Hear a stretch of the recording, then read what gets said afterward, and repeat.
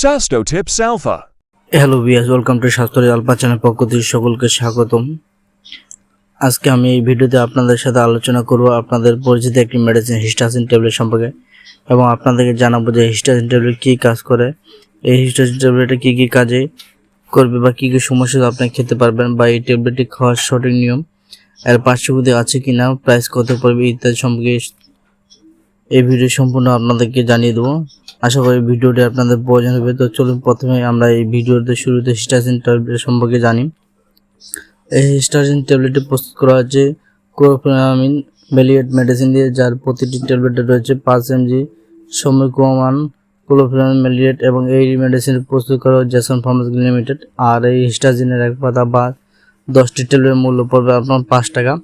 এটি আপনার যে কোনো ফার্মেসিতে পেয়ে যাবেন।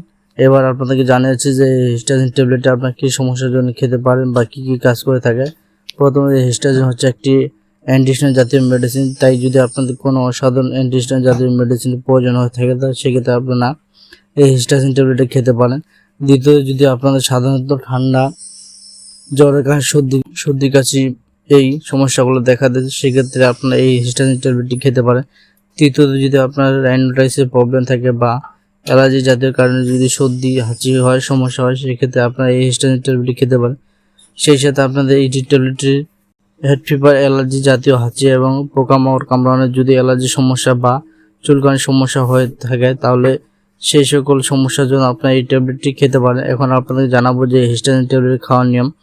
যারা প্রাপ্তবয়স্ক ব্যক্তি রয়েছেন তারা এই সকল সমস্যার জন্য দিনে 2টি বা 3টি হিস্টাসিন ট্যাবলেট খেতে পারবেন। সকালে, দুপুরে এবং রাতে যদি সমস্যা বেশি হয় তাহলে 3 বেলা একটি করে 3 বার খাবেন। আর সমস্যা যদি মিডিয়াম পর্যায়ে হয়ে থাকে তাহলে সেক্ষেত্রে আপনি রাতে এবং সকালে খেতে পারবেন, একটি করে খেতে হলে চলবে। আর যদি যাদের বয়স 6 থেকে 12 বছর তাদের ক্ষেত্রে একটি করে ট্যাবলেট অর্ধেক পরিমাণে দিতে হবে, ঠিক আছে। আর 6 বছরের নিচে যাদের রয়েছে তাদের জন্য অ্যান্টিহিস্টামিন জাতীয় মেডিসিন খাওয়া যে সবচেয়ে বেটার। তো এবার আপনাদেরকে জানিয়ে দিই যে এই হিস্টাসিন ট্যাবলেট পার্শ্বক্রিয়া আছে কিনা। এই হিস্টাসিন ট্যাবলেট খুব একটা পার্শ্বক্রিয়া নেই, এটি সুবিধে সুরেশ কোনোই।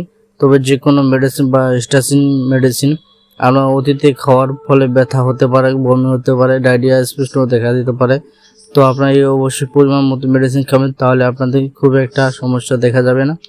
আর প্রেগনেন্সি অবস্থায় বা বাচ্চাকে দুধ খাওয়ানোর অবস্থায় মহিলারা এই মেডিসিনটি খেতে হলে ডাক্তারের পরামর্শ নিয়ে তারপর তাদেরকে কন্ডিশন বুঝে তারা ডাক্তারকে দিতে পারেন। তো ঠিক আছে, আজকের মতো ভিডিওটা এখানে শেষ করে দিই। এই হিস্টাসিন ট্যাবলেট সম্পর্কে আলোচনা ছিল। আপনাদের যদি ভিডিওটি দেখে ভালো লেগে থাকে তাহলে আপনি ভিডিওতে একটা লাইক করবেন এবং আপনি যদি আমার চ্যানেল নতুন সদস্য থাকেন তো চ্যানেলটি অবশ্যই সাবস্ক্রাইব করবেন এবং পাশে বেল আইকনটি ক্লিক করবেন যাতে আমার ভিডিও দেওয়ার সাথে আপনার নোটিফিকেশন পৌঁছে যায়। তবে আজকের মতো ভিডিওটি এখানে শেষ করে দিই। ভালো থাকুন, সুস্থ থাকুন, খোদা হাফেজ। পরে আবার দেখা হবে নতুন একটি মেডিসিন সম্পর্কে। Sasto Tips Alpha. Like, comment, share, subscribe.